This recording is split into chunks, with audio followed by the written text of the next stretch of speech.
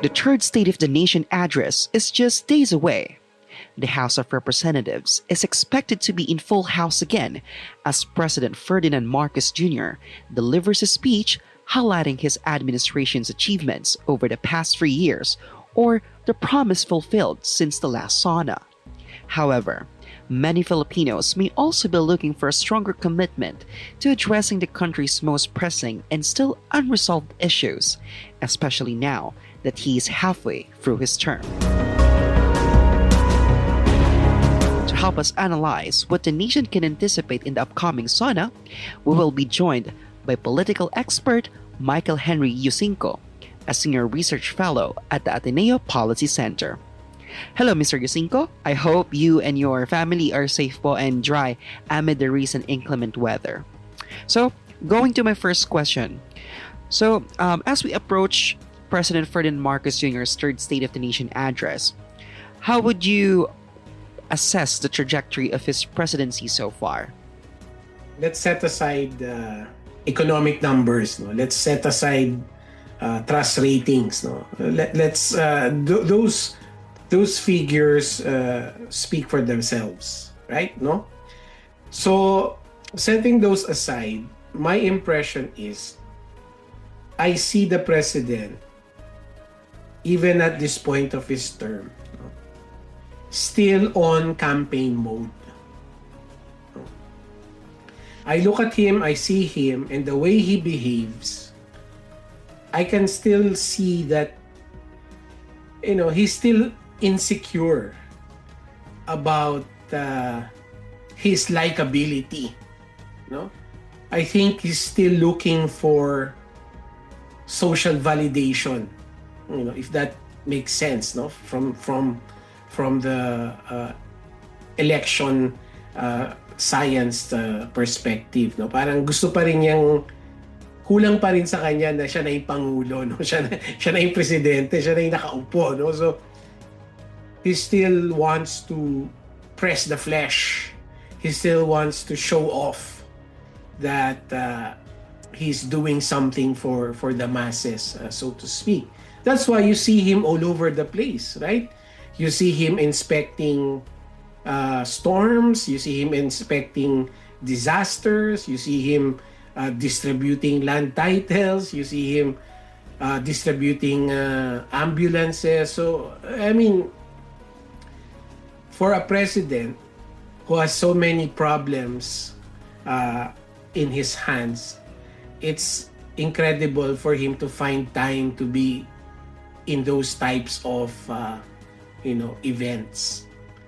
So that's the way I would look at it, na ang trajectory niya is he's still trying to prove himself despite the fact that 3 years has passed, he's now at the midpoint of his term, as president, and he still is not comfortable yet in his shoes.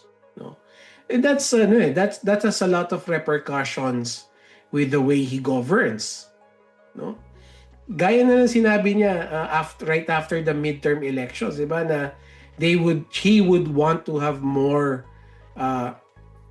or he would want to do more things that have direct impact.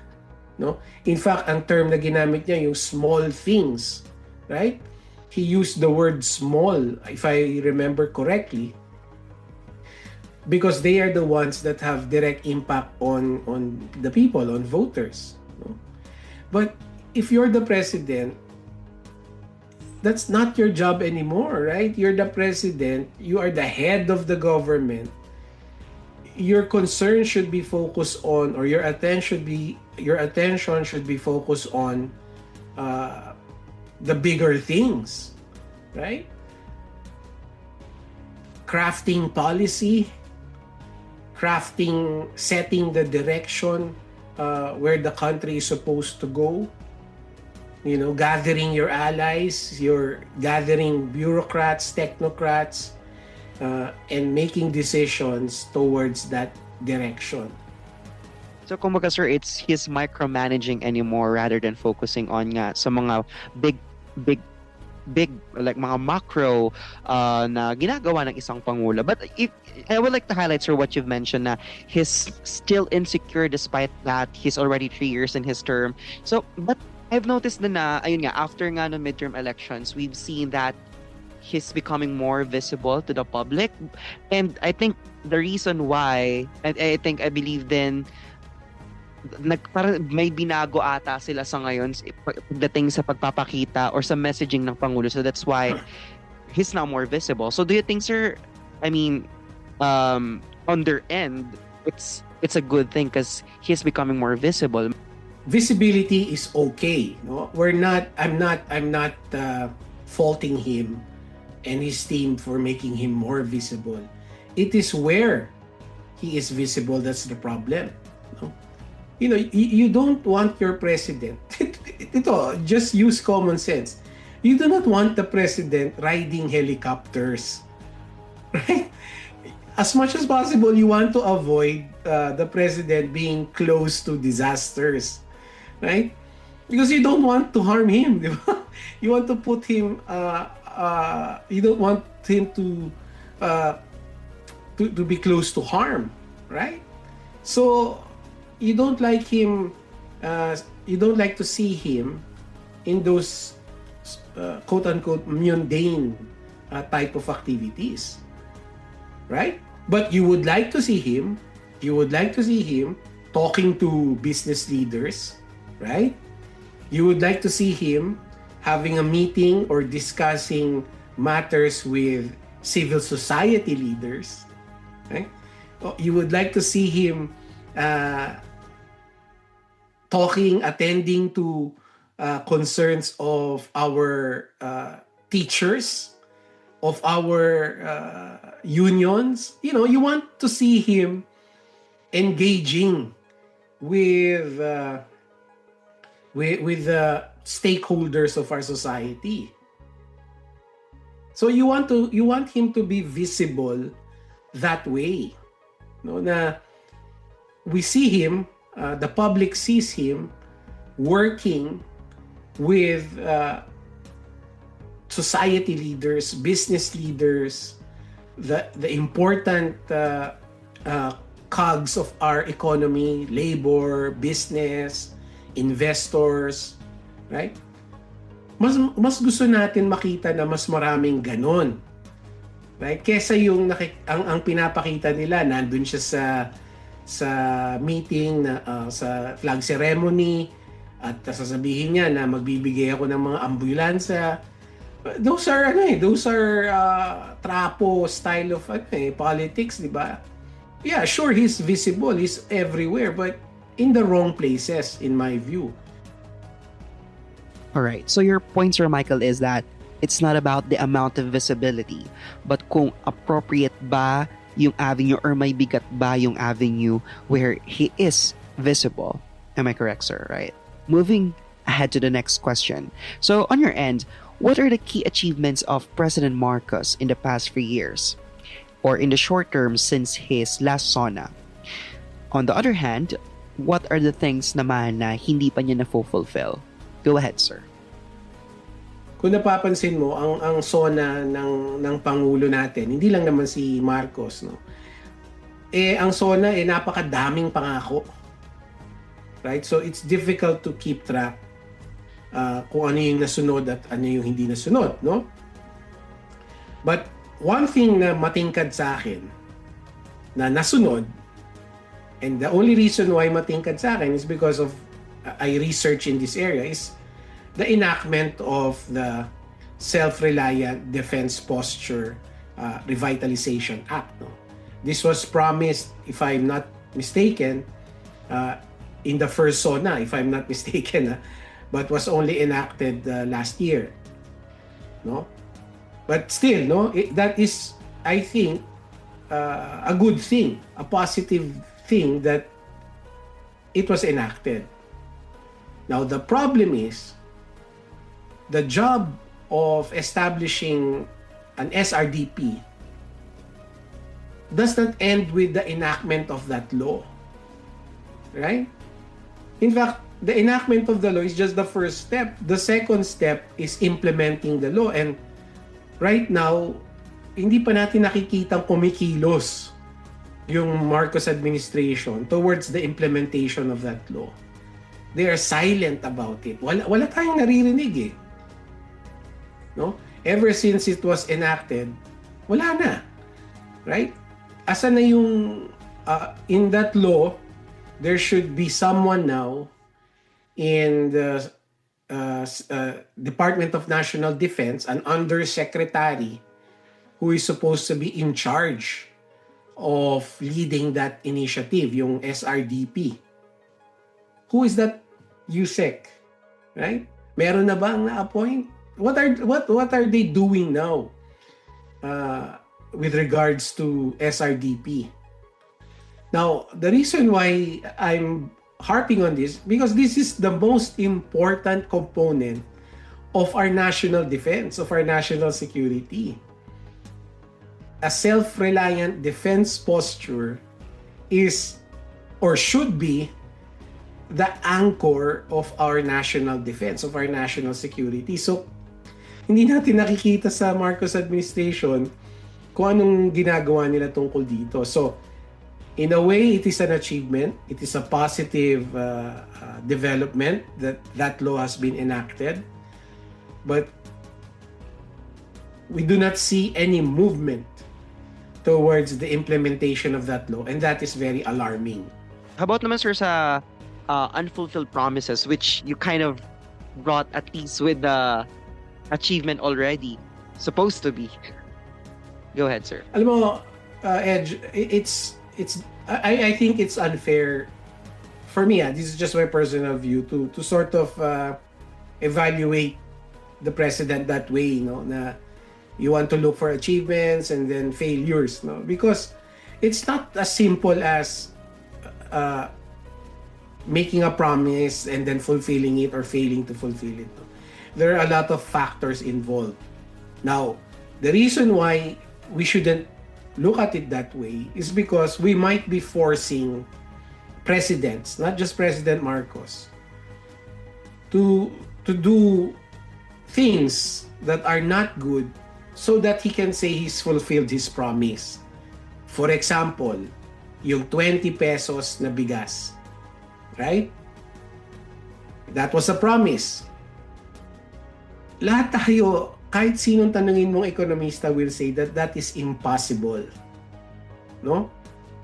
Even yung mga nasa agriculture sector, to do that is impossible. There is only one way to do that. And that is for government to subsidize rice. And the only way for our government to subsidize that program is to borrow money. Kasi kulang yung taxation natin eh. So, because pinipressure natin si Pangulong Marcos na, nag-promise ka na 20 pesos. So, anong gagawin niya ngayon? Ang gagawin niya, isa-subsidize niya yung 20 pesos. Which is what they're doing now, right? They're subsidizing that para magkaroon ng 20 pesos, para mababa yung presyo to 20 pesos. And yung subsidy na yun, that has ramifications for our entire economy, for the fiscal position of our government. So, do you get it? Do you get what I'm trying to say? Because pinipilit natin na kailangan tuparin niya yung pangako niya kahit na ba imposible, no? Ang nangyayari tuloy, meron ginagawa ang gobyerno natin na ultimately makakasama rin sa atin. Ano yung specific na promise? Kasi if it would base it on last year's SONA, I think yung mga main highlights were number one is he reaffirmed our position with the West Philippine Sea. He also yung sinabi niya na ibaban niya yung Pogo during that time.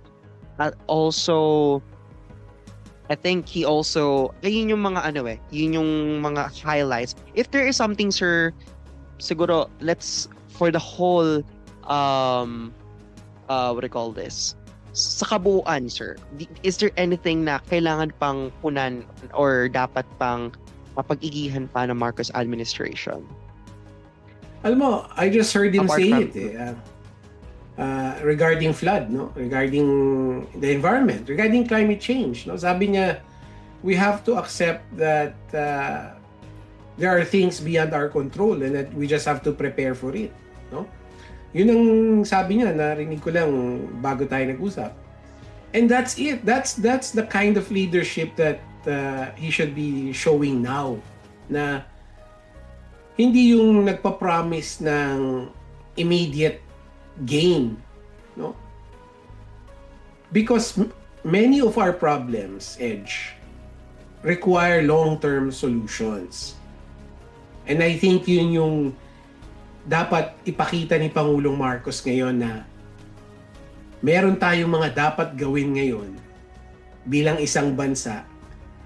In fact, sacrifices, no? We need to be making sacrifices now to implement solutions to our problems. But those solutions will take a long time for the benefits of those solutions to be reaped.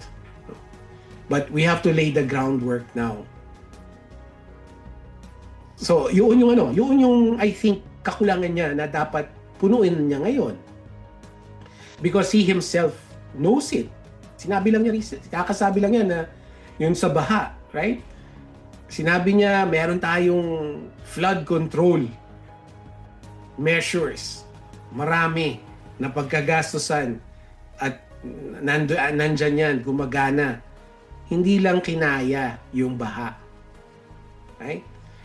And kaya nga ang sabi niya, kailangan tanggapin na natin na merong mga darating sa atin ng mga disasters na hindi natin talaga ma-predict, no? Pero kailangan natin paghandaan. So that kind of ethos, that kind of thinking, he should apply in the way he would govern in the next 3 years, na yung mga problema natin, kailangan natin paghandaan yung mga repercussions niyan, and we have to do it now. Kahit na ba hindi pa natin nararamdaman yung ganansya. Moving ahead tayo sa West Philippines, I know mas marami ka masasabi here. And I think with the recent na pag-uusap nila with Trump, no, I think it kind of reaffirms our President Marcos stance about the West Philippine Sea. I think nasabi doon I think he defended last time yung pag-host natin ng US missile system. So those are the things which is he also said na it is out of necessity due to what is happening right now in our region. So anong tingin mo, sir, so far what is your assessment so far in President Marcos assertion in our West Philippine Sea? Go ahead, sir. Well, he's been true to his he's been true to his word, no, from day one, right? That he will be assertive against incursions in the West Philippine Sea, and he has shown that, no, he has done that. Ang problema natin, at least ang problema ko kasi, is hindi natin nakikita yung laying the groundwork for a stronger maritime or national defense. Right?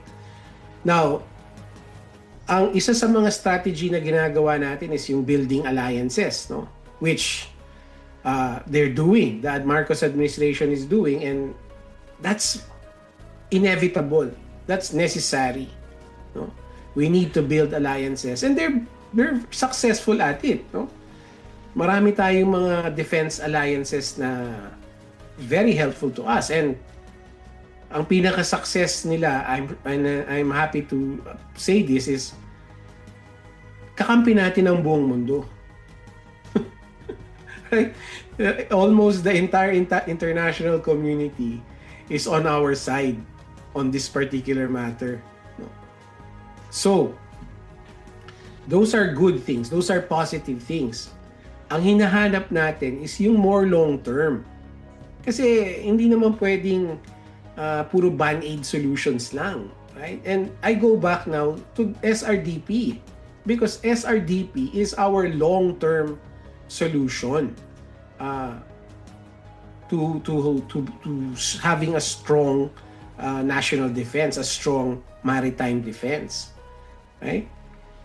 So that's one. Yung SRDP, kulang. Hinahanap natin yan. Asa na yan? The second thing is this. Medyo challenged dito si Pangulong Marcos, no? And that is protecting the AFP Modernization Fund or the funding of the AFP Modernization Program, no? Kasi malinaw naman na dapat pondohan ng AFP Modernization Program. Eh. Wala tayong question dyan. That is in the law. Everybody knows that.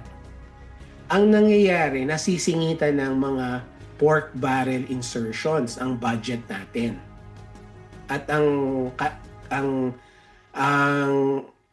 laging casualty is yung AFP Modernization Program. Right? Nawawalan siya ng pondo na ilalagay dun sa mga insertions, nalalagay tuloy na unprogrammed yung AFP modernization natin. So, dapat hindi na ganon. And that is a challenge to the President. No? Na as far as our boosting of national defense is concerned, kailangan yung AFP modernization program ay well-funded parate. At dapat kontrahin niya yung mga mambabatas, kahit na ba pinsan niya yon or whatever, o kahit anak niya yon, kontrahin niya na wag niyo nang galawin. Wag niyo na galawin tong pondo para sa AFP modernization. Right? Kasi ito, sir, hindi siya nasa unprogram siya, hindi siya talagang di ba yun ang nangyari sa 2025? Di ba? Nilagay nila yung AFP modernization sa unprogram. Down to my last question, sir. If you were rate the Marcos administration from 1 to 100, what would your score be and why? Go ahead, sir. Alam mo, mahirap sagutin, ano? Kasi on one hand, you can name certainly positive developments under his watch, like yung sinabi ko tungkol sa West Philippine Sea, and of course the laws that were enacted with his pushing, like yung dalawang batas about yung pinasa ni Senator Tolentino, and of course the SRDP law, right? So on one hand, you can certainly say that there are positive developments under his watch. But also, there are many things that you can say that remain unaddressed. Flooding, traffic, right? Agriculture prices. We would like to hear, sabi ni Secretary Recto, di ba? Sabi ni Secretary Recto, the budget for this year, itong 2026, ano yung mga priorities doon? Health, education, agriculture, and digitalization. Those are the 4 priorities of this budget. So, I would like to hear from the President in his SONA details about those 4 priorities in the budget. Magkano ang ilalagay doon at anong mangyayari, anong gagawin? And also, I want to hear the President say to the lawmakers there na itong 4 na to ang priority niya sa budget. At dapat hindi na galawin. Apart from yung AFP modernization, itong 4 na to, no touch na. Hindi katulad nung nangyari dati. Again, nung 2025, di ba yung education na bawasan? Right? Yung health na bawasan.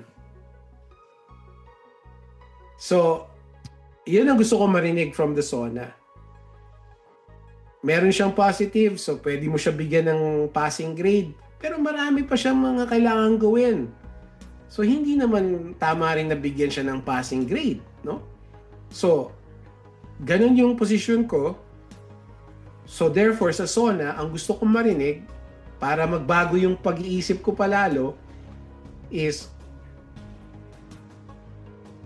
sabihin niya na itong budget na to for this coming year, ito ang mga plano, ito ang priority, yung 4 na yon, yung pera dito mapupunta, ganito yung mangyayari, ganito ang gagawin ng gobyerno, at yun ang mga pangako na gusto kong marinig.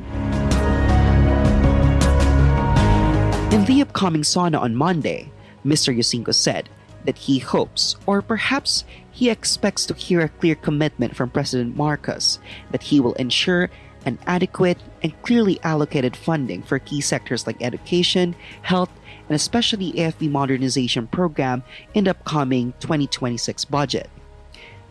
Now that the president is entering his final 3 legacy years, Mr. Yusinko also said that may the SONA contain long-term solutions to the country's most pressing challenges, plans that go beyond short-term fixes designed to appeal the masses.